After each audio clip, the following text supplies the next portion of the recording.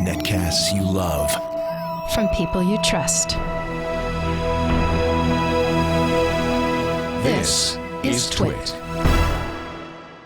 Bandwidth is provided by Cashfly at CACHEFLY.com. This is TWiT Photo, episode number 33, recorded on Tuesday, November 15th, 2011. David Hobby. TWiT Photo is brought to you by Ford, featuring Wi-Fi connectivity with available sync and My Ford Touch. Now your car can be a Wi-Fi hotspot. Check it out in the new 2012 Ford Focus and at Ford.com/technology. And by Netflix. Watch thousands of TV episodes and movies on your PC, Mac, iPad, iPhone, or TV instantly. All streamed directly to you, saving you time, money, and hassle. For your free 30-day trial, visit Netflix.com/twit. It's time for TWiT Photo, the show. One of my favorite shows of the week. Somebody was asking me this weekend, what's your favorite show to do? And I had to say, now, I love all my children, but I really like doing TWiT Photo. Wow, that's good to hear. Catherine Hall is here, our wonderful host. And partly I love working with you, but I think Thank really you, Leo.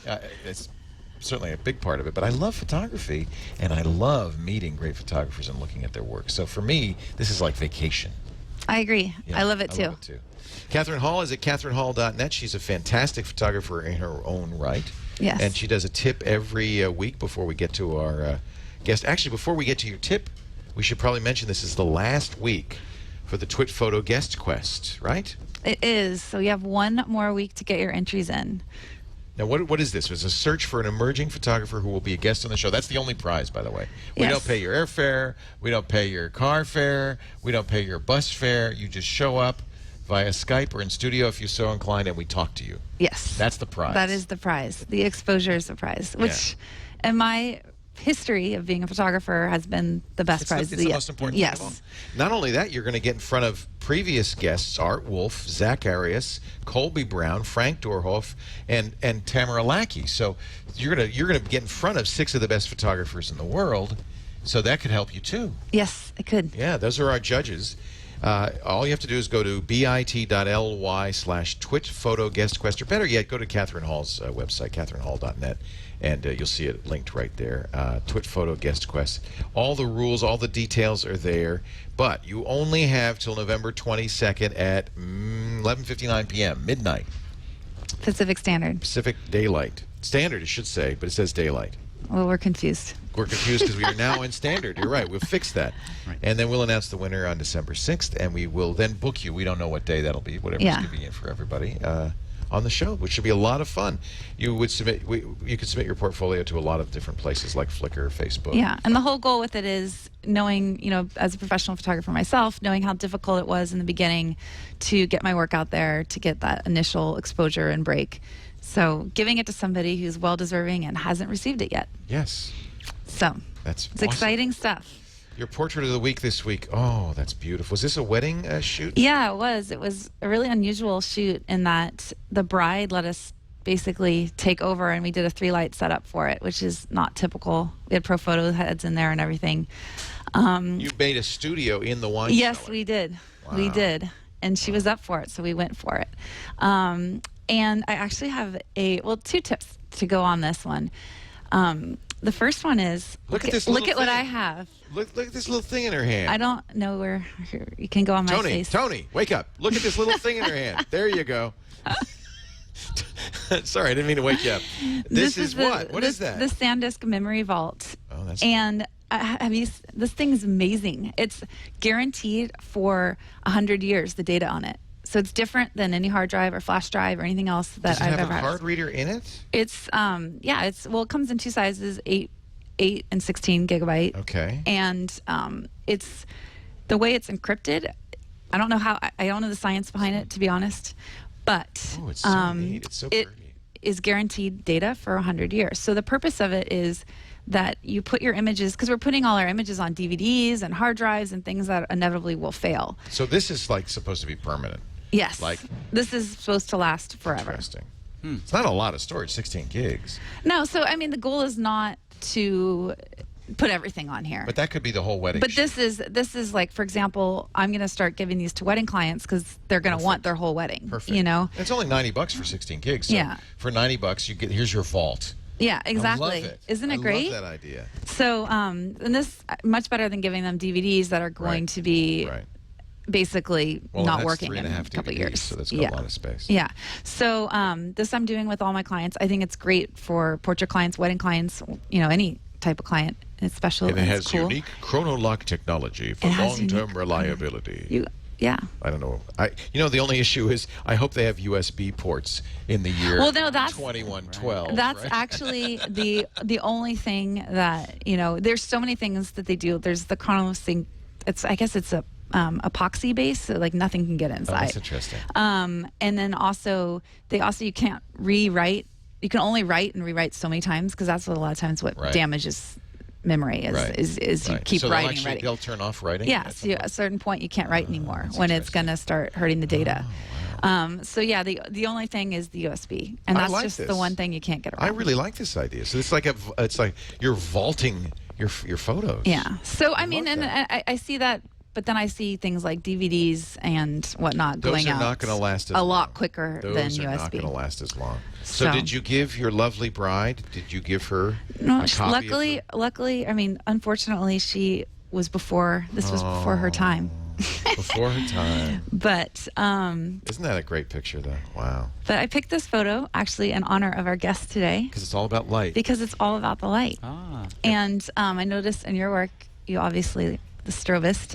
Let's introduce our guest. David, I'm so So- thrilled to meet this So guy. I have to say, David's actually been one of our most requested guests. Get out. I keep saying, let's get Most David Hobby requested on. guest. Let's get David Hobby. I'm People not are- anybody else, just me.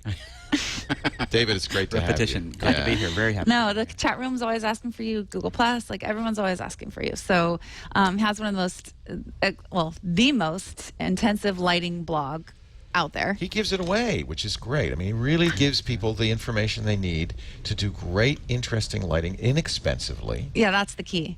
That's the theory, anyway. Well, actually, I want to know. We'll lead right into that. How do you get hate mail? Oh, yeah. Oh, always. From whom?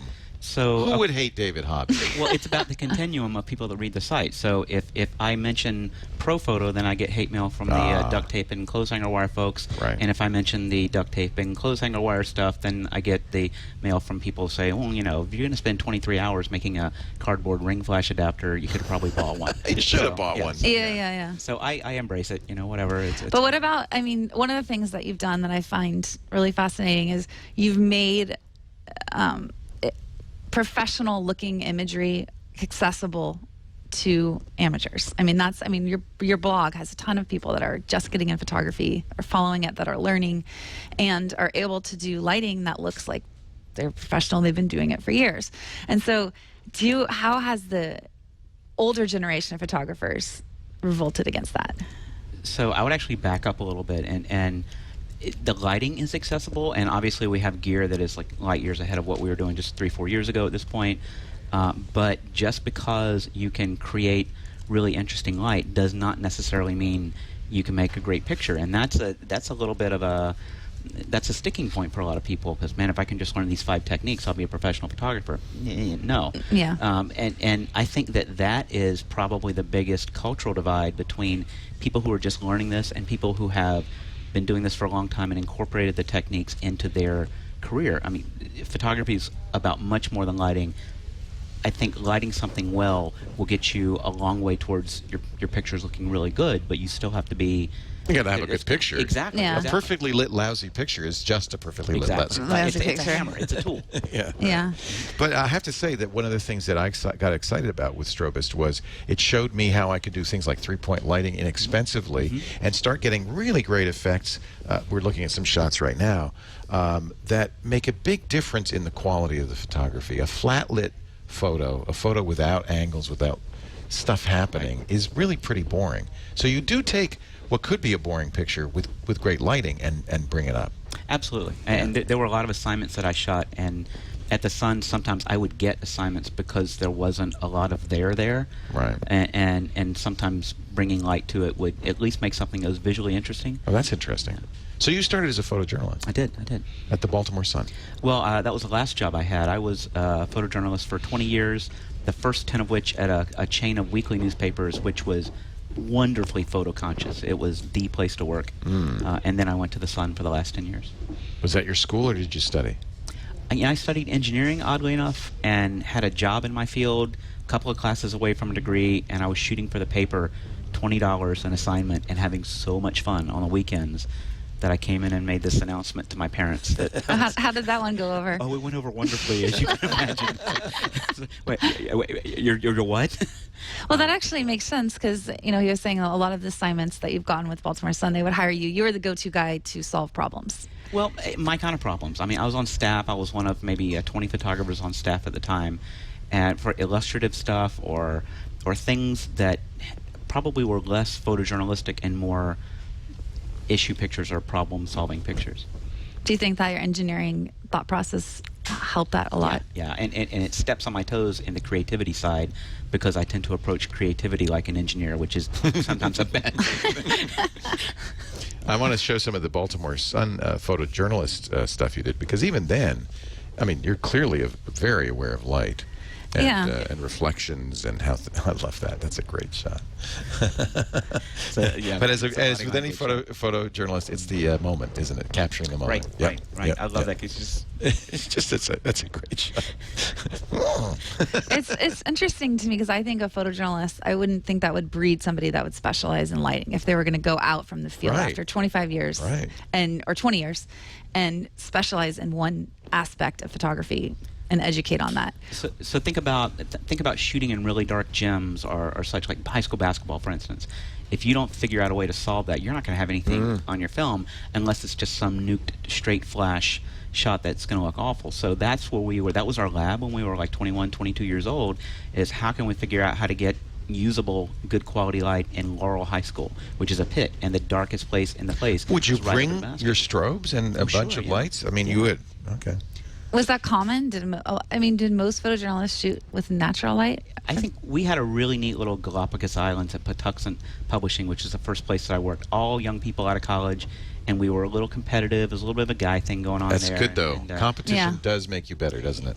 It does. To a degree, and it's just like a little crazy. Yeah. But so we were always trying to outdo each other on some of the techniques that we use and such. I'm loving these photos. These are just fantastic. Amazing image. I'm just going to go back a little bit. Well, there's so many. I hate to go back. That's beautiful. Yeah, they're fantastic. But I want to go back. I'm going to go back through here. There's this one of the fox jumping the hay bales. Is just an amazing picture. I just love that. Good luck, or did you plan that? Both.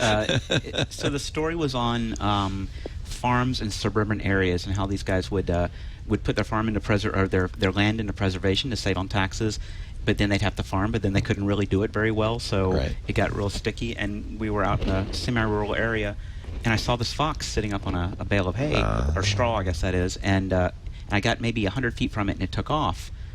Really mad because I wasn't shooting as I went, just trying to get close enough to make a picture.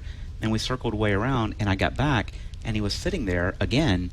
And I literally, like Carl the head greenskeeper hunting the gopher in Caddyshack. I'm like, I'm like, come here, little foxy, foxy, foxy, foxy. I pop up, and the guy's jumping like, bong, bong, bong, bong, bale to bale to bale. So that's not one picture. That is my favorite one of maybe 50 pictures that I got. Oh, really? It was like, okay, again, cue the fox, again, please. Again, my please. gosh. And, he's a little pup. He's, a few months old. Adorable. What a great picture. But again, even these, and you're obviously not setting up lights on a baseball field, but you're very aware of light. And I mean, there's shadows here. There's light falling on the player. I mean, well, yeah, and I told him to run to the left. When light, I will take light anytime I can get it. With sports, it's more about choosing light and choosing a background. Do you move around to get a better background and get a better shot, or baseball? Not so much. You can't. You're in that pit. Exactly. You can go back and forth between innings, but you're kind of. Oh, if you back up this is one of my favorite baseball pictures ever. This is Sidney Ponson, who was our tragically talented Orioles pitcher for a while. And the thing about him was he would get into a jam and he would get out, and he would get into a jam and get out. That's his sweat as he's flipping Oh his my hat. God, that's So he was like insane. a sweater. And that picture says a lot about him. Sure frankly. does. I love it. What a great. There's so many good shots, and these are your These are your early photojournalism shots. And again, the moment so important in photojournalism. But I'm paying attention to light, and obviously so are you, because these are really just dramatic. And what did you carry with you, typically, at this time? Most of the time, I would work with two bodies, like most photojournalists would. Just if you have one camera and it goes down, you're not a photographer Just anymore. one long, one wide, or A long zoom and a wide zoom, like a 20 to 35 on one, 70-200 on the other, 50 in the waist pack, and a couple of speed lights in the waist pack, and then over my shoulder, one or two compact stands. So that gave me, I could move around, but I really had a studio with me anytime I needed to set it up.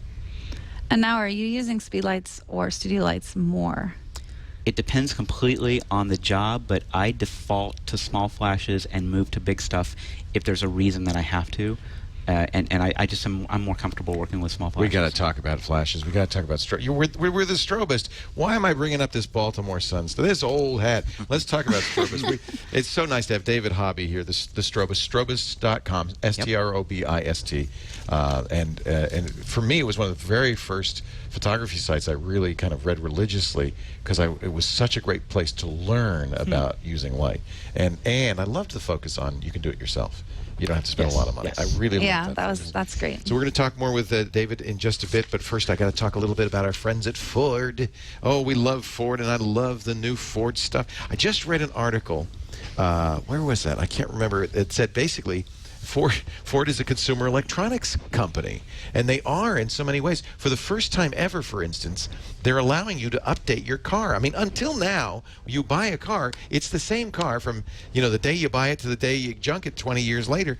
The new Ford Sync and my Ford Touch, when I got my Sync, you download the update on a USB key, you bring it, you plug it in your car, and you update your car. And now they're going to send out early next year to 250,000 My Ford Touch owners a complete rewrite, complete update. They've done such a beautiful job. This is amazing. Your car is actually a consumer electronics device. You can find out more about all the technologies Ford's using at their website, ford.com/technology. I'll give you an example. The new Ford Sync with Wi-Fi connectivity. How about this? It turns your car into a Wi-Fi hotspot. If you've got the 2012 Ford Focus, you plug in a 3G access key, and now everybody in the car, or if you have a BlackBerry, you can connect to the hotspot wirelessly via Bluetooth, and everybody in the car is now Wi-Fi enabled. It's things like this that are kind of obvious and yet mind-boggling to see these in a car. The app link that lets you use your apps on your phone with the My Ford Touch and the Ford Sync. I love Sync because you don't take your hands off the wheel, your eyes off the road. You could do everything. You can tell the car what temperature, find me a gas station, play the next song, all without taking your hands off the wheel or your eyes off the road. That's a safety feature as well as a great convenience feature. Find out more at Ford.com/technology, or visit your Ford dealer and take a look at the 2012 Ford Focus. My order is in for the electric Focus. You ordered it? Can't wait. When does it come? I don't know. It's soon. I am Maybe by so the next barbecue? Yeah, that'd be nice. December 4th is our next barbecue. I'm That would gonna really be there. nice. Are you going to come? Yes, I am. We had such a good time on Sunday. The food was fantastic. Had a bunch of great people in studio. We Yeah, had I see tea bags on the floor. I'm not sure. I don't know what that's from. we had a bouncy bounce. You know, those bounce house out front. Oh, you did? People were getting in there and jumping on it. We had a tent. It was really good. Now, December 4th, we expect rain because it's the heavy rainy season. Yeah. So that one's going to be more of an indoor one than an outdoor Got one. it. But that's going to be a lot of fun. We've already invited everybody, by the way. Thank you for all of you who applied. But we literally hundreds of people wanted to go to each one, and we only have room for 50 to 7. I think we've told 75 people. So you should, if you haven't already gotten it in the email, you should get it in the next few minutes. And if you haven't, then you'll get the sorry you can't come. But you know what? I think we're going to do more of these. We should do more. I think we want to do a lot more, and we want to do them all over the country, not just here at the TWiT. Oh, that's Brickhouse. cool. Yeah, it's a lot of fun. Maybe we'll do one in Balmer. Be kind of fun. Sweet. I love the waterfront there, the harbor. It's just so great.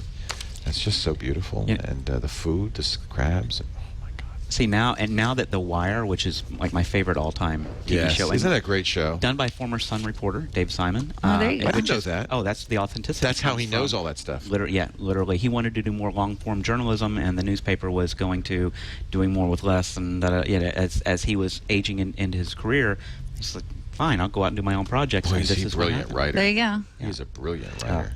So, but that's people's impression of Baltimore. Unfortunately, the projects. But there was another Baltimore cop show, and I remember going down and I can't remember the name of it. Homicide, Life on the Streets. Homicide. Also David Simon.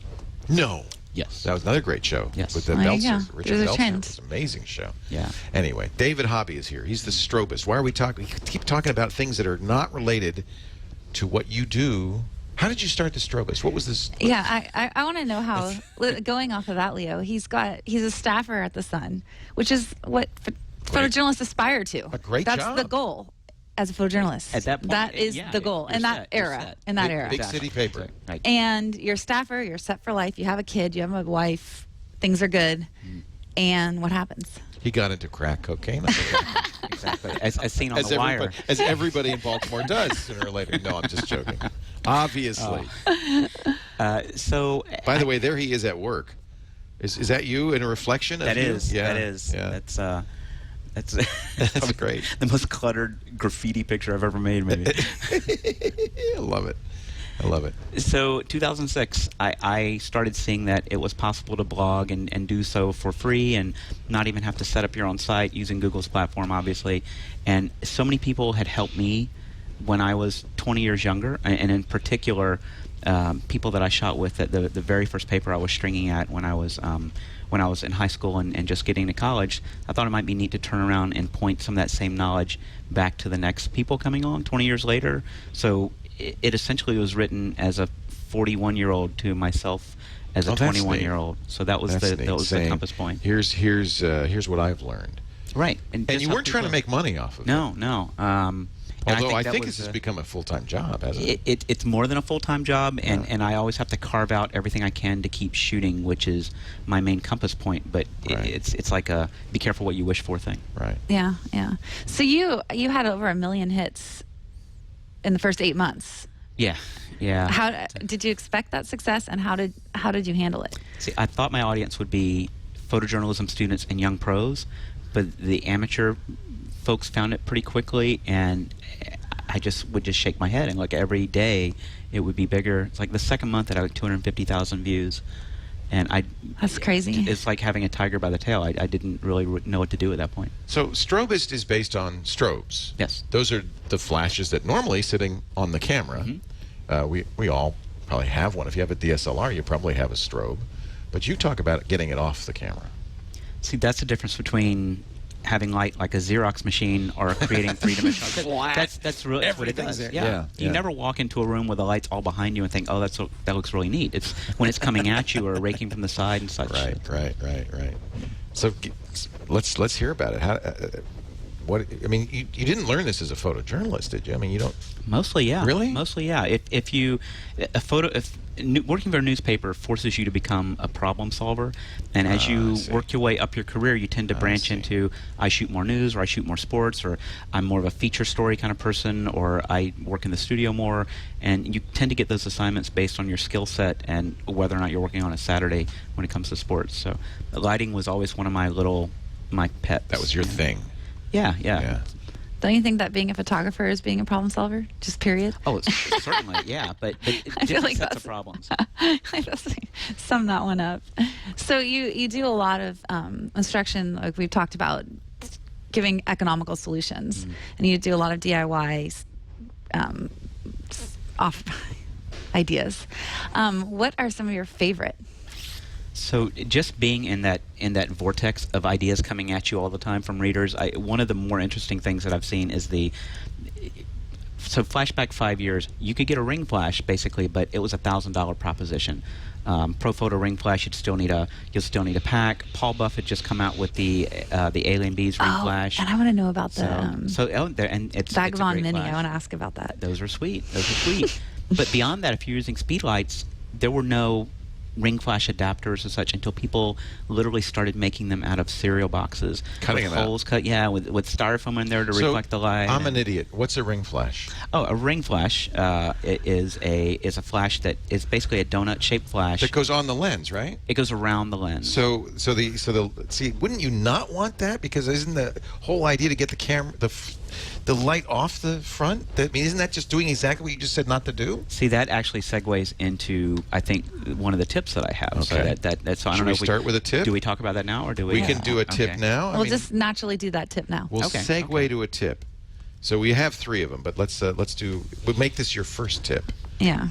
Okay, so my first tip, and this is something that anybody that reads my site is just going to start rolling their eyes and go, oh yeah, I know what this is going to be, is having some light, some sort of a fill light right near the lens axis, and a ring light would be an ideal version of that, or if you don't have a ring, an umbrella right behind you, or bouncing your flash off of a wall right behind you, a white wall hopefully. That gives you a fill light that doesn't create its own signature. So it doesn't create new shadows, and it sort of lifts the bottom of your picture up to give you legibility where there might not be any legibility, and your key light's coming from this direction, creating strong shadows. I can dial those shadows up or down without influencing the shape of the light just by using that on-axis. The key fill. is, though, it's a fill light, not... Exactly. That's exactly it. And every ring flash shot looks the same to me if it's the key light. Some, blonde Eastern European supermodel against the wall, and the ring light goes, and you have the shadow that wraps around her, and it comes down to what color is the wall and how attractive is the model. But other than that, they all look the same. Well, here's an amazing. This supermodel really doesn't look like that. So this is a great example of using that ring flash to give you the ability to light in a different way. So if you look at this is Stan Charles, or Stan the Fan in Baltimore. He's like a super fan. Stan the Fan Unusual is a play on the Stan the Man Musial. Yeah. Back in the day. Yeah. And he went from being a super fan to a reporter to this the director of this little sports media empire in Baltimore. And I shot him because he was the Maryland Entrepreneur of the Quarter for MEQ Quarterly. And the ring light in here is not really calling attention to itself, but everything that you can see above his eyes, everything that you can see on the camera left side, that is ring fill. And this is dialed up a little more than I usually do it, because I almost wanted more of a comic book kind of a who's the guy that ran Spider-Man's newspaper, the editor. Yeah, so I want to make this a little over the top. So right. But the legibility of those shadows is a function of how much light you're pushing in there in your fill. And that key light coming from upper camera right is very hard. What I don't have to do now is drop that key down so far to get up under his hat that I ruin his face with it. I can light his face from the best position and use the key to erase the illegibility in the shadows. Chat room says J. Jonah Jameson. There we go. There we Thank go. you, chat room. And Ray DVD points out, says, wow, that looks like a painting. And I think that's kind of what we're saying here. This is more painterly. It's modeled. It's more interesting. Not in the traditional sense. That would look like a modern art painting, more like a comic book, I think. Comic book. Yeah, I think that's more that look. Is his nose, now the bright on his nose, is that the key light that's lighting his nose? That is key, and that is very hard. So that's the hard, bare light. Bare speed light, 2 square inches of light with and a grid it's in the on upper it. right? Correct. Okay.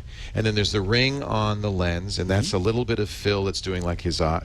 What's his eyes? Are they being lit by the ring? So that's the catch light you see in his eyes, little sparkle. That is coming from the fill.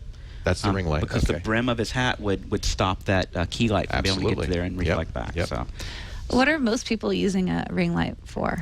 I think increasingly it's getting to be more of a fill light, and I would love to say that this was my thing and I thought of it, blah, blah, blah, but I got this from it was a common denominator in a group of photographers that I admired their work tremendously. Dan Winters, Greg Heisler, Peter Yang, and they had the ability to do interesting light, but to have that controlled legibility everywhere, and just looking at that was a common thread. They fill from near the axis, and that allows them to do more interesting things with their key light and not having to solve multiple problems with their key light. Got it. Makes sense. Do you do standard?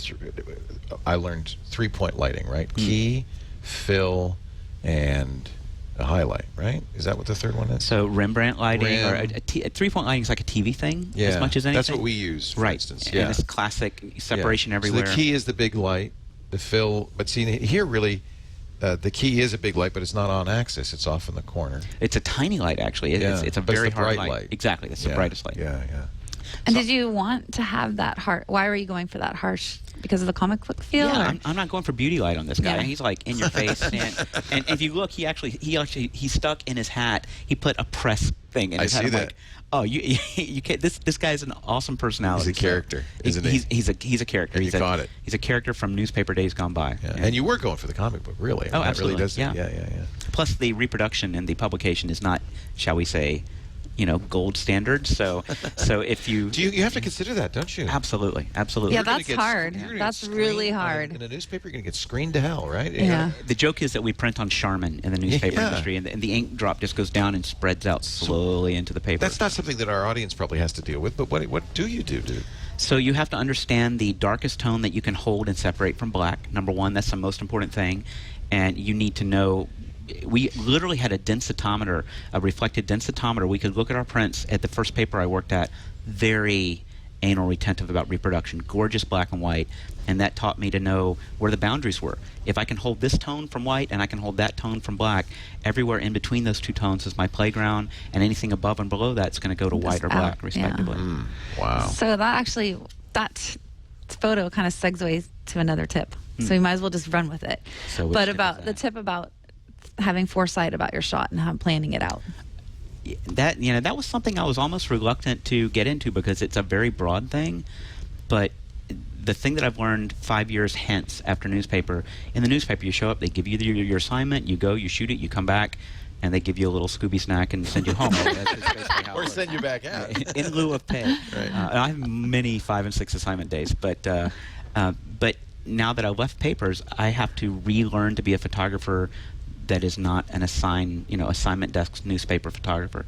And one of the biggest things that's hit me over the last few years was to, rather than thinking forward, technique, location, how am I going to light this person, da-da-da-da-da, I tend now like to go all the way to the end result and say, what do I want to accomplish with this picture? Why is this picture being made? Literally, every case.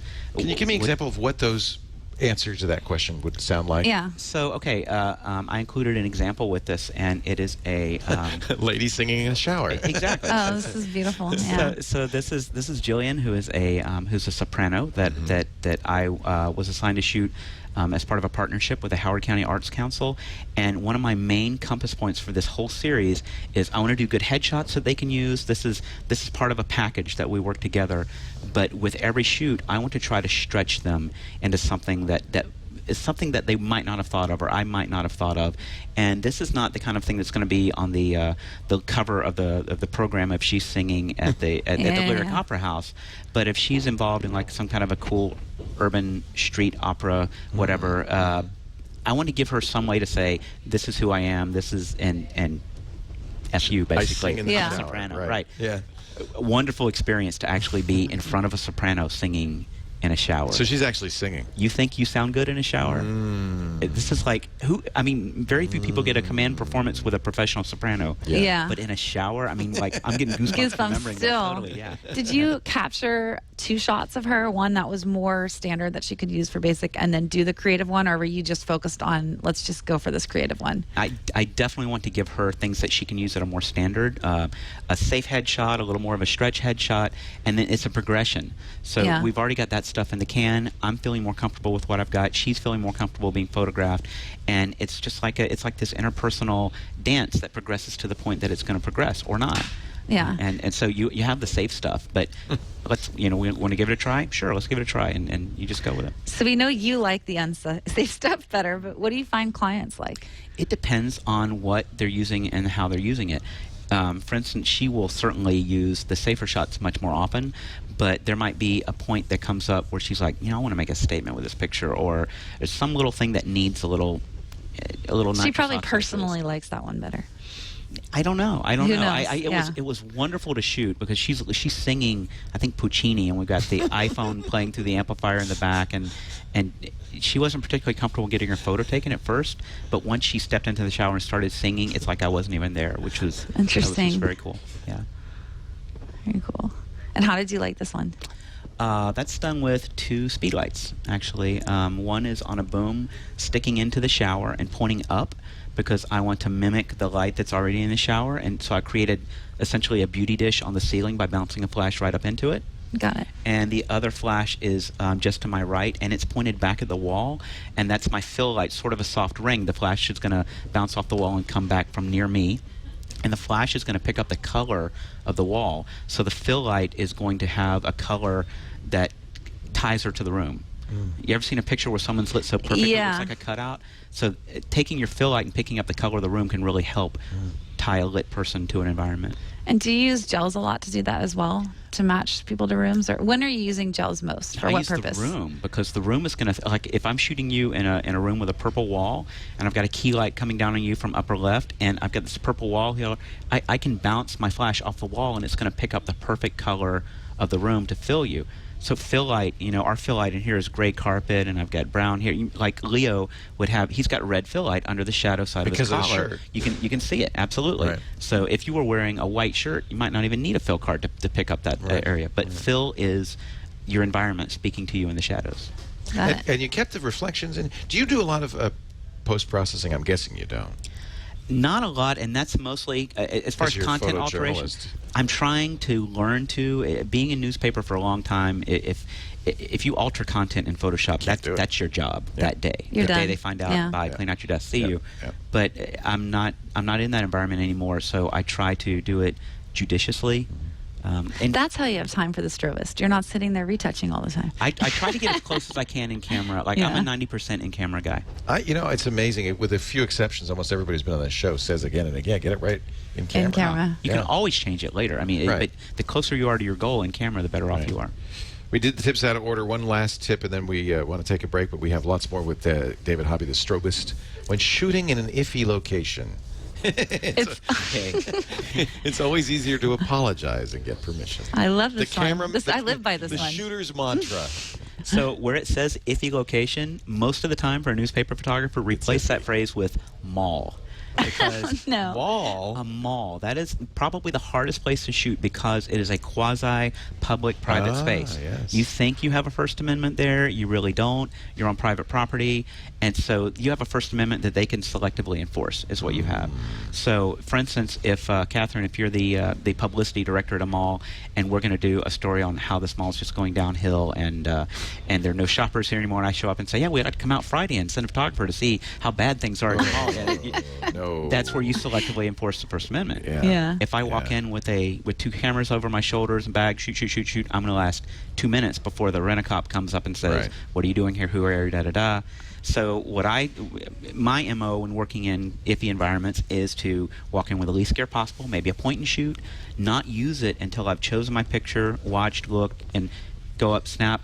And if I see anyone around me that looks like they're going to be an authority figure and come after me, you just affect like a dumb tourist, Be obvious. Look at him. You can see him there. They're now, see, but that's a Black Friday. They know I'm there, but I would never walk into a mall if we were trying to do something without them knowing it. And if you didn't ask and they didn't say no, you're not breaking any rules, really. Yeah, I keep saying that to Apple, but they just don't understand. So, actually, I think that a lot of Thomas Hawk talks about this a lot. A lot of photographers talk about this. That the laws are actually not only selectively enforced, but sometimes over-enforced against photographers. There are plenty of places that you're in public, and they still will come up to you. Absolutely, and say, absolutely. So just do it, and you can always say, "Oh, I'm so sorry." I like your whole feeling dumb, acting dumb thing. I use that all the time. Oh yeah, it's Like, natural. I'm just I'm really sorry. sweet, and kind, And if they ask you to kind of leave, stupid. you leave, but you've already gotten your picture. But you got the picture. That's the difference. But trespassing, we would talk to lawyers regularly about what we can do, what we can't do. Right. If you walk in and there's signs everywhere that say no photography, and you walk in and start shooting, that's on you. But if you walk in and there are no signs, but you know it is a non-photography environment, you can shoot until they catch you and ask you to leave or ask you to stop. And anything you got before then, you're pretty okay to go with editorially. So you want that period of time to last as long as possible. Right. And then you stop. They can't clean your card. They might ask to. I'm sorry, I can't let you do that, but I will leave if you want. Right. Maybe the last picture you get is the guy walking up with his hand in your face, and that's even better. Always useful. Yes, Always a yes, good shot. There you go. I like to see those in the newspaper. We're talking to the strobist, David Hobby. He's got a book. We're going to talk about that in a little bit. I do? Well, what is this? Lighting and Layers. Is that a... Oh, that's actually a DVD set. I do. DVD. Wow. Well, it could be a book. Could Things be are happening here. We could turn it into a book. I got a printer. We'll do that in a second, but I want to talk first of all about our phone system. I don't get to talk about this actually very often, but when we built the Brickhouse studio, you have now suddenly we got 20 employees, we got an office, we got people making phone calls, and I'm thinking, I got to get a phone system. I never had to in the cottage. People use their cell phones. And we talked to Russell Tammany, who's our great IT guy. He's not a staffer. He's a contract IT guy. And he said, well, I'll tell you what I do in most of these businesses now. We don't put a PBX in the basement. We don't call the phone company. We do Ring Central. It's very modern. It's state-of-the-art. It's basically a virtual PBX system. You get all the features of your hardware PBX without the cost, without the complexity. It really is cutting-edge phone systems. There's no startup cost. There's no PBX. It's totally affordable, easy to set up. You just plug in the phone and it works. But you get all these great features. Fax in your inbox. It works with your smartphone. It costs $25 a month per user. That includes unlimited phone calls, long-distance phone calls in the U.S. It's just fantastic. It's the #1 cloud phone system for business, and I think that's absolutely true. We've been very happy. Find out more at ringcentral.com. You can try a 30-day risk-free trial right there, or call them 800-800-4070. 800-800-4070. It's funny the things you have to think about when you have an office, and phone system's one of them. This was a great choice, and thank you, Russell Tammany, for suggesting it. I'm mad that I didn't know about this before I Did you went get a to another PBX? solution. Yes. I didn't know about it. No, I found out about it right new. after. You probably, I mean, Yeah. this is brand new. No, I got mine I think it existed, but I just didn't know yet. Yeah, ringcentral.com. Well, now you know. But I did it as a home versus a business, okay. which So is it saved way you some money. cheaper. Yeah, it saved you some money. You have a PBX in your home. Now that's Yes, cool. I do. That's It's cool. awesome. Well, the nice thing about Ring Central is that that phone number, I can have it ring home. I can have it ring my smart number. So basically, we could be a virtual office. If we have people working all over the country, but they could be on the Ring Central system. And I recorded all the announcements, which was fun. We have TWiT music on hold and everything. Oh, there you go. Yeah, I it's think really I'm going to cool. call in just to hear it. Do, it's fun. All right, so this is a DVD. You're selling it on the Strobus site, Lighting in Layers. Yeah, it's Is that available. right? I think selling it is a little strong. I mean, I Well, feel. you don't give it away. Well, I mean, in terms of, I really sell. Well, actually, no, he gives it away. The content's already on the blog, but if So somebody this is wants all an of it easier way there. to digest it. Actually, nothing, as far as the specific shoots, nothing that's on this DVD set is on the site. Okay, I well. think of it more in terms of it's all there. If the techniques and such are there, if you want to wade through literally 2,000 posts, this Wow. is an accelerated way to learn, and that's kind of my. It's the Strobus Encyclopedia. I love the site, and this would be great to have. Here's an example. Look at this shot. So tell us how you like this. So nothing really is coming from anywhere near the camera in this picture. No ring light on this one. Nothing. Because you want to get the definition of the muscles. Exactly. I want a picture that look at it and know immediately that she could kick my butt. Right. Which she could. This is a local dancer, Stephanie, also part of that Howard County Arts Council project. 2 lights from the back, one back on each side, just a rim lighter, and the key light is coming from an umbrella right down over the top of her head and pushed back behind her just a little bit, so it discovers her face more than lighting her face. Now, are you like Frank Durhoff? Do you get a light meter out and read everything, or how do you do this? I'm a seat of the pants guy. So you shoot it, look at it, Yeah. tune it up and down. So you never use light mirror? Did you ever try? I use I'd used them in the past. I grew up with film cameras and Yeah, you had to. Exactly. Yeah. So, or a Polaroid camera, 2 minutes and $2 for every shot that you're going Right. to check out. Right. But I remember that where yeah. they have a Polaroid back. Yeah. Yes. And you'd I shoot. did that. You'd look at the Polaroid. I went down that road. put them Digital's- under your arm if it's cold. Remember? Digital's made this so much easier. Yeah. Because you actually can see the shot right away and Yes. adjust from there. Now, if you're shooting a job and handing off the job to someone else in another location, or if you want to be able to make that exact same look later, yeah, you want to use a meter. And Right. it's the difference between cooking improv and cooking with a recipe. Do I need to be able to pass this on to Right. my sister to Right. make that same dish? Tell us about this shot. That's my son. That's my son. Oh, Ben. really? He's a goalkeeper. He's a fairly serious goalkeeper. The greatest picture. And we got out there on a cold day with him and a couple of his buddies shooting for the local soccer association, and we basically wrapped hard lights all around him. This does have a fill light that is right. It's literally the on-camera flash right bare in the hot shoe, and that flash fills him in, but it also sets off all the other slave Is flashes. that because you had to capture the moment, so you wanted to be able to have? I mean, why? Just because you needed to have a flat light in the front? As an available light picture, This is available light, isn't it? Yes. It's outside. with mirrors everywhere. Yeah. So that light, the sky would be much brighter if Got I it. had to expose for the available light. So Got it. lighting him up with flash allows me to be able to bring the sky down behind him, And this is... I still call it a fill flash, really, because isn't the sky giving you most of the light, or no? If the flashes didn't go off, everything in the foreground will be silhouette. I mean, you can see how dark the trees are in the background with no flash. Got it. If you look at the shadow underneath him running along the bottom edge of the picture, that's how dark everything would be. So this is 4 bare flashes. But when you say flashes wrapped around him, how many did you have? You said 4? Yeah, 1 flash on each side in the back, a key light off the camera right, and then that flash on my camera. If you only have 1 flash, where would you put it? You know, it's not so much a matter of where, although that's important, but if you only have 1 flash, your shadows have to be taken care of by something else. So there has to be some ambient light. Oh, got it. Ambient is always the very first thing that I consider when going into a frame. What is the ambient level? Where do I want it to be? Do I want to suppress it a stop or two? Do I want to make the colors richer? And then after that, then go after your subject and figure out what you're going to do with them. But ambient always. How do you light honeybees? Quickly, and then you get the hell out. Is that a 70 to 200? It's a 55 micro. I'm like 2 inches from. Oh, I'm allergic to bees. I would not do that.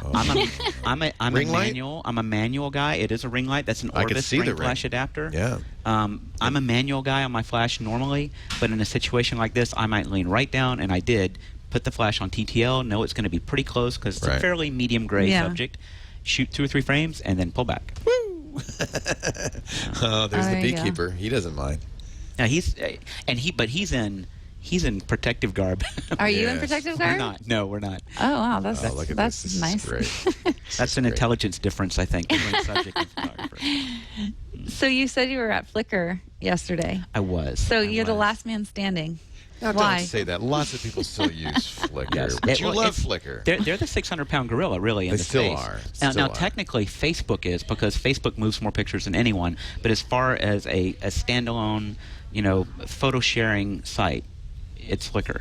I love this shot, by the way. What is it about? Is that your family, or is that... That's my daughter out on the porch late last summer reading. I just love this. Now, this is a staged, or this was going on and you... This is walking out on the porch in late September, and you see this, and you're like, okay, nobody goes to bed for 10 minutes. I'll be right back. Don't move. But this is a flash picture. This is not... What? This is... Not TTL. No. So when we talked about thinking about the ambient light first, this is a really good example of that. So the ambient light in here is a fluorescent over the door in the background. Yep. That little candle lantern on the bottom, and the key light on her face, which is that flashlight bouncing off the book. Love that. So that's a 1/4 second exposure at like f4 at ISO 800, if I remember correctly. But it would be too dark in lots of other areas in the picture. So popping the flash up into the ceiling, I'm almost doing the opposite now. I am using the flash to lift the floor of this picture, the visual floor, to where it can all fit in the histogram. So you didn't use any gels or anything in this? No, I shot it on tungsten because that flashlight is a tungsten bulb. Oh, got it. So when I bounced my flash off of my daylight flash, that kind of shifted everything from the flash to blue, and I let the other lights fall where they may. And tungsten, flame looks kind of natural on tungsten. If you just shoot it straight on daylight, it looks way too red, I think, anyway. Got it. Boy, that's a great shot. And fluorescents just suck. You let them go where they're going to go. Yeah, they worked with you on this one. Yeah, well, I mean, they're horrible, this is but a very it looks complicated neat. shot. Yeah. Because you got the green fluorescent, you got the very warm candlelight, you've got the flashlight. Daylight flash. I mean, So it is and it isn't, because really at its heart it's an ambient light picture. And you wanted to get those different colors. Right. You don't want to ruin that picture. Right. So shoot the ambient picture, get your highlights where you want them, and then in this case I'm going to use my flash to lift the shadows to where there's legibility in there. Love this. There's little egg chairs from IKEA that our kids just sit in. They're like little cocoons, and I just spin around and read for like an hour at a time. So you walk by this and you see this scene and you're inspired. Mm-hmm.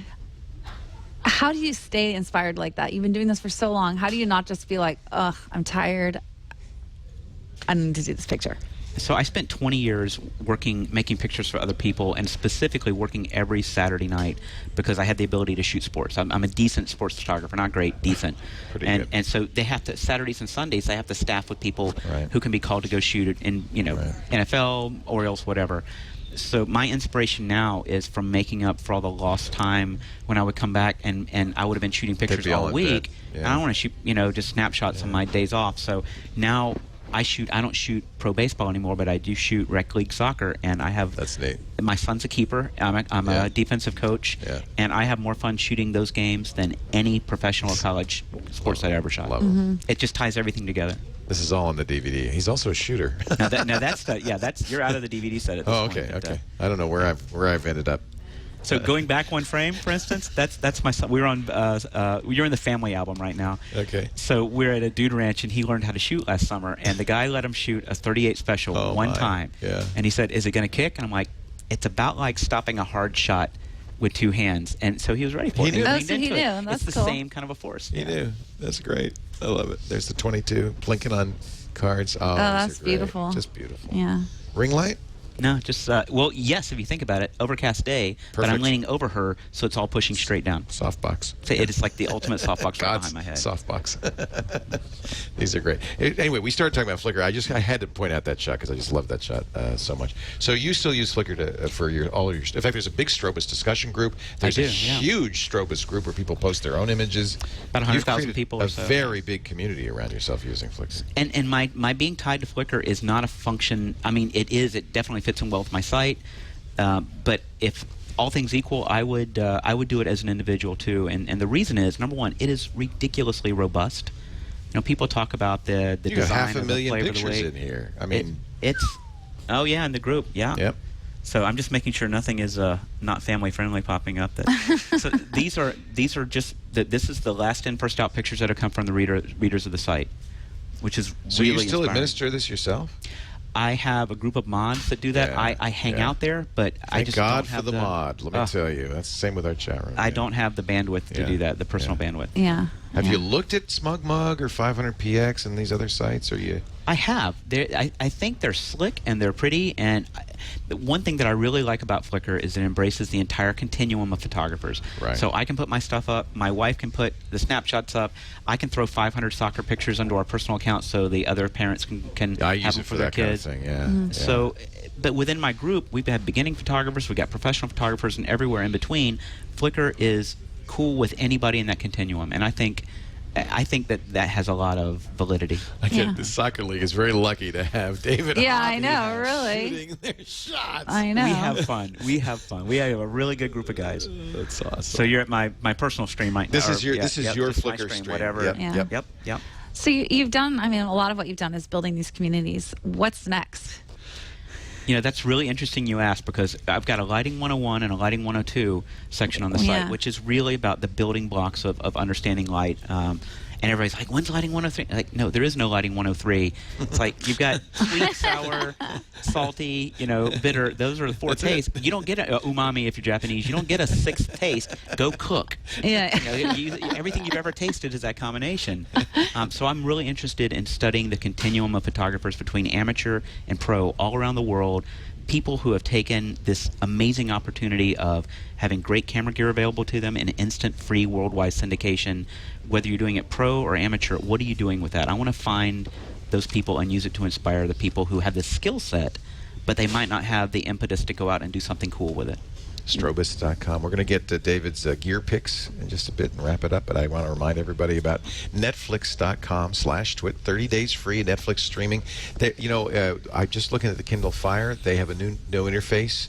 They're going to do a new Apple interface. They're slowly rolling these out to the iPad and so forth. The Android interface, if you have an Android tablet, look at it. This is the future Netflix interface.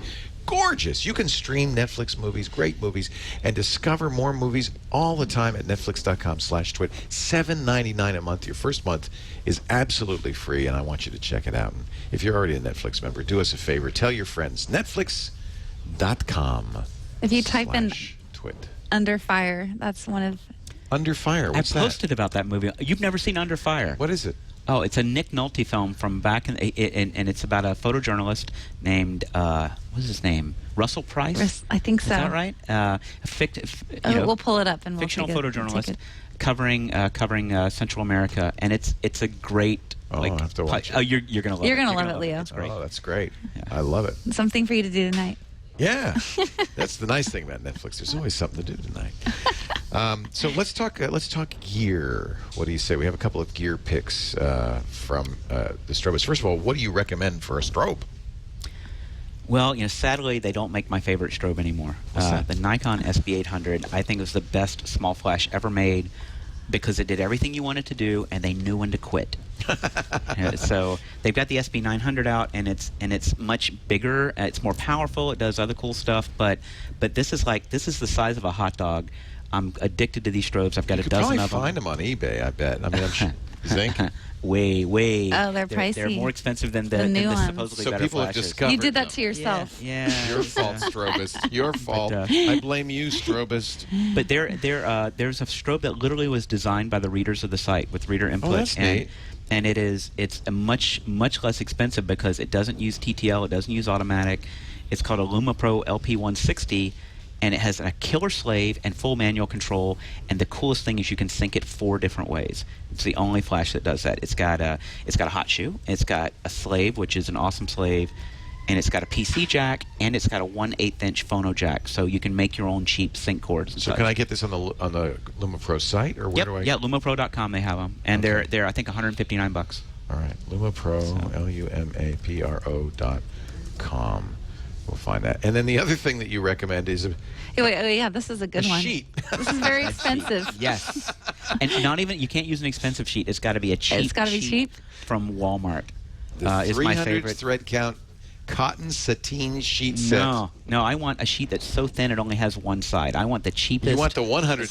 You want the 2 So thread just go to a count. Motel 6 and steal the sheets. Yes. You laugh, but Joe McNally has actually done that. I mean, Oh, that's funny. okay. For instance, if you're going to do a shoot and you've got bright light coming through a window and it's just plenty of it, it's just crappy light, you clip a sheet up to that window and you got a giant softbox. You can shoot a flash through a sheet to make it a softbox. You can stretch a sheet across 2 light stands in a corner to make a changing room. You can spread a sheet on the ground to get a fill light that is not like green grass. There are so many things that you can do Isn't that with a sheet. interesting? It's my biggest light source. So don't get a 300 thread count. Get a You go like get a 50. the lowest. Go to Walmart The and get the lowest. cheapest queen size white sheet that they But make. you want white, unless you want blue. if You that's could have your different thing, colors. right? You could have different colors. That's your ambient light, right? All right. And actually, it's not on the list, but I wanted to ask you about the Vagabond Mini. The Vagabond Mini, it's a Paul Buff product, and it's designed to power all of his flashes. But the secret is it will power lots of other flashes. It's like this big, and it weighs next to nothing, and it just keeps going. What about as a solution? Well, would it fire a Profoto? It will, but you got to be patient. Oh. I mean, it's a float. Like how long a recycle time if I had a? It depends Say on- I'm at 500 watts. What 500 watt seconds? Maybe 3-4 seconds on a recycle. Oh. But it really And then plays. how much juice? How many flashes? So Rob Galbraith, I would point anyone who's interested in learning about the Vagabond Mini to his site. Just Google Rob Galbraith, Galbraith, and Vagabond Mini, because he did this awesome long breakdown. post where he did tests on how many pops, and I don't just use it for flashes anymore. It is It is my backup battery for my computer. It is 50 gazillion charges for my iPhone. It is what's running the kids' games in the back of the car if we're taking off on a long trip. Handy. It's small enough to where I'd backpack with it.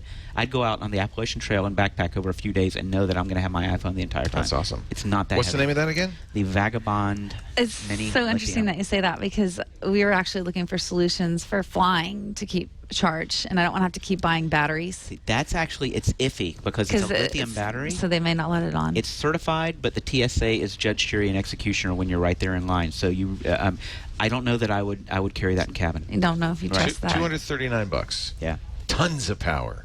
it's just a. What about if you wanted something where if I needed a faster recycle time? So everybody says, well, what's the best battery you can get? Well, for $1,000, you can buy a Honda EU 2000i generator, and they're quiet. You move them 50 feet away with and that's people Don't do it inside, kids. Well, you got AC inside, but people who are really serious about shooting big lights outside eventually all wind up With a generator. and usually with that particular. We have the generator, Honda. it's The Honda fantastic. generators are what's the number again? It's the Honda. EU 2000i. Yeah, I have that one. So the nice Yeah, thing is that's it'll what I handle use. most big strobes, but it also puts out a nice, pretty sine wave, because the switching power generators, the ugly sine wave ones, can actually kill your flashes. Oh. So that's important. Make sure it's a pure sine wave generator. But the Honda one, I got it on eBay on Craigslist for like 700 and something bucks. Shut up. I am not Shut kidding. up. That's awesome. That's Yeah. awesome. Yeah.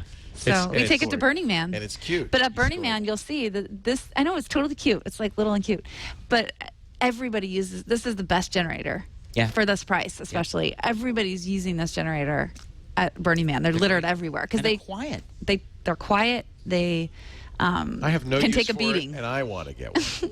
So here's the thing: you use photo as the excuse to buy it, but then next time your power goes out, right, you'll be ready. Who's got a compact? This show is very bad for you, Lou. My credit card's maxed out. The good news is I can't buy anymore. So nice to have you on at the Strobist. By the way, let's plug your Twitter stream as well, David's at Strobist on Twitter. And can I have like 5 minutes to do speed questions? Sure. Look at all the questions. You got like 3 minutes. 800 questions. No, these are from viewers that all I right, ladies and gentlemen. These are viewer questions. A new feature on the show: speed question. Speed question from viewers. You got to do it, David. You got to do one it in one sentence or less. Twitter length answers. Twitter length answers. I like it. What is defining? Oh, this is too complicated. You can't do that. Me think okay. We've already answered that one. Just say yes. Best alternative for a Pocket Whiz. Best alternative for Pocket Wizard. Those are the wireless triggers. Right, wireless transmitter. The Radio Popper Juniors are really good ones. There are a lot of like pushing that quality boundary coming out of China right now. Biggest problem with that is you don't know if they're going to be on the same frequency with the next model. Right. So a Radio Popper has I like them as an alternative to Pocket Wizard because they've said we're going to stick with our frequency, and that matters. Good. Got it. Tips for using gels. Gels, okay, less is more, and think about families of colors. There's a fly. I'm so sorry. But the first time you grab a sample pack and you've got all those gels, your pictures start looking like a Cyndi Lauper video from the 1980s. So think about like half CTOs and half CTBs and tweak light rather than nailing people over the head with it. Got it. What is the difference between shooting in regular versus high sync? Regular and high sync. High sync, the big print giveth and the fine print taketh away, because you can crank up your shutter speed and drop your aperture correspondingly in an ambient environment. But instead of one big pop where your camera is open for that whole exposure, as your slit travels across in say 1,000th of a second, pop, pop, pop, pop, pop. So a lot of your energy is lost on black curtain. So it literally, your flash becomes much less efficient in high-speed sync mode as you go up. Interesting. Okay. I prefer a neutral density filter for that same effect. So 250th a second f16, get your bounce flash, and then crank a neutral density filter over your lens to keep all the power of your flash and let you shoot at whatever aperture you want. Got it. Rechargeables or not? Yes, nickel metal hydride batteries, and make sure you get the ones that say pre-charged on the box, because that means that they will hold their charge and not just lose their charge over 2 weeks. Usually the batteries with higher capacities tend to be it's like a big cup of water with a hole in the bottom of it. So they just wear out while they're sitting in your cupboard. I like the Kodak pre-charged batteries. You can get 4 of them at any Walmart for $10. So does that mean because I have, for example, rechargeables that I can recharge them after I shoot, but then they're dead again by the time I shoot. Yeah. So that would solve that problem. Yeah, Iniloops are the brand, but lots of people rebrand them. But that's more important than capacity. It doesn't matter how much capacity you had if it all ran out. It all ran out. Okay. Favorite DIY light modifier?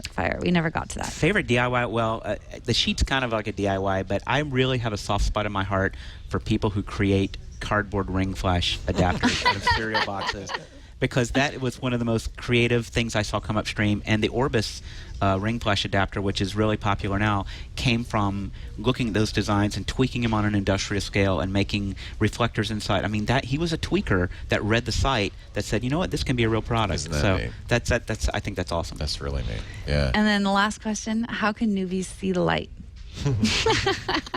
And a Twitter answer. So don't look at natural light that inspires you, and it's almost never two umbrellas, one from each side of your camera. Look at the light that blows you away and think, okay, what would I have to do to create that light on a blank slate? And that's the fastest way to get towards interesting light, I think. David, it's so great to have you. It's so David good to Hobby, have you. It's such an honor.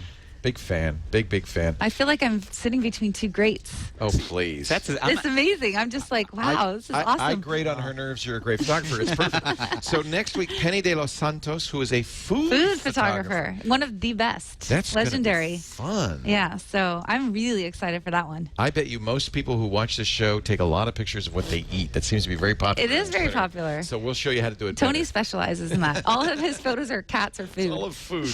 So that's next week. I hope you will will join us. We do this show every Tuesday at about 1:30 Pacific, 4:30 Eastern. And I have to do the time change because we are now in standard time. So I add 8, and that would make it 21:30 UTC, like that in my head. Wow. Like a, Good job. Like a steel Very trap. impressive. And if you don't get to see it live, you can, of course, watch it because we make audio and video versions available at our website, twit.tv. Catherine Hall is at catherinehall.net. Last chance to apply To for Guest Quest. Guest Quest. Please go there and find out what the rules are. Get your portfolio up so we can see it and our great judges can see it. There's really good work so far. I'm very impressed. Is there? Yes. You're not worried now that No. we're going to have just I'm not somebody worried. awful on? Somebody like me on the show? Good. I'm glad to hear it. So thank you, everybody, for joining us. Thank you, Catherine. Thank you, Thanks, David. David. For having me. All the Wonderful. best. Thank you for joining us. We'll see you next time on TWiT Photo. Bye-bye.